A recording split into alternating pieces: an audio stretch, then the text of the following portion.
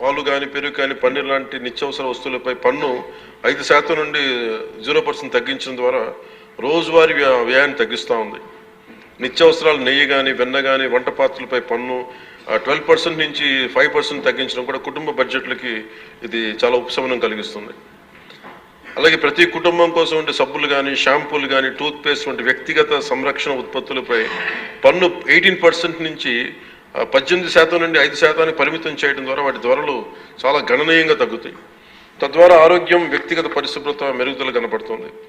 మధ్యతరగతి కుటుంబాల కోసం కార్లు, ఫ్రిడ్జ్లు, టీవీలు, ఎయిర్ కండిషనర్లపై పన్ను 28% నుంచి 18% తగ్గించడం ద్వారా వాటి ధరలు అందుబాటులోకి వచ్చి ప్రజల జీవన ప్రమాణాలు మెరుగుపడతాయి. అలాగే గృహ నిర్మాణానికి సంబంధించి సిమెంట్ పన్నుపై కూడా 28% నుంచి 18% తగ్గించడం ద్వారా గృహ నిర్మాణ వ్యయం తగ్గి సొంత ఇంటి కల సాకారం అవుతుంది. ఆరోగ్య రంగం కోసం ఔషధాలపై పన్ను 12% నుంచి 5%కి, అత్యవసర మందులపై పన్ను 5% నుంచి 0% తగ్గించడం ద్వారా రోగులకి చాలా కీలక ఉపశమనం కలిగి అందరికీ వైద్య సేవలు అందుబాటులోకి వచ్చి ప్రజా ఆరోగ్య సంరక్షణ మెరుగుపడుతుంది.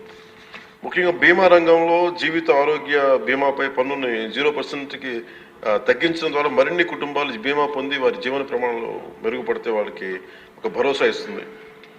ముఖ్యంగా ఎంఎస్సీల కోసం వ్యాపార ఉత్పత్తులు, మధ్యవర్తిత్వ సేవలపై పన్ను సరళీకరణ ద్వారా ఖర్చులను తగ్గించి పోటీ వాతావరణాన్ని పెంచుతూ ఉంది. త్వరితగతిన వెంటనే రీఫండ్ ద్వారా వ్యాపారులకు సమయానికి డబ్బు అందుబాటులో ఉండే వ్యాపారం, ఎగుమతులు, ఉపాధి అవకాశాలు పెరుగుతాయి.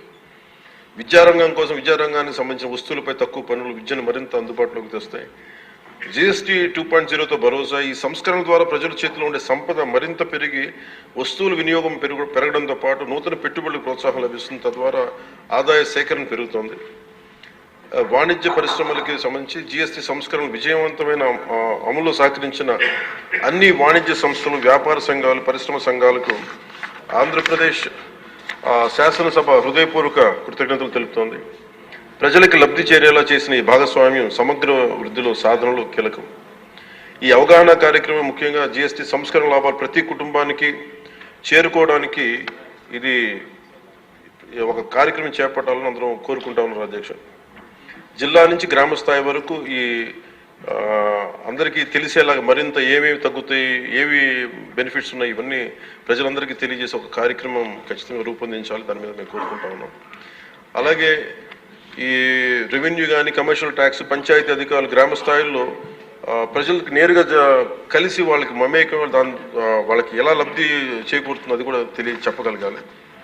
పరస్పర అవగాహనతో పాటు పలు మీడియా వేదికల ద్వారా విస్తృత ప్రచార కార్యక్రమాలు చేపట్టాల్సిన అవసరం ఉంది.